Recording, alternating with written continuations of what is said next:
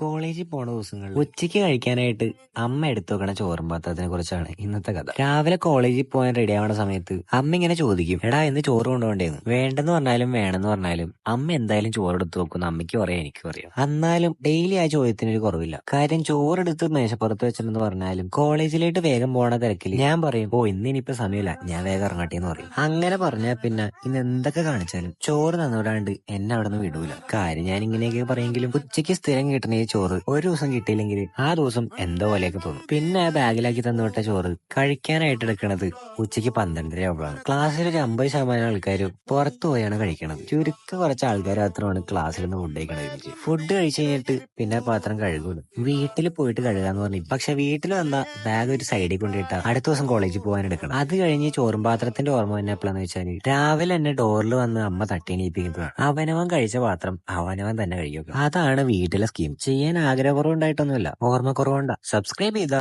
അടുത്ത സീരീസ് കാണാം.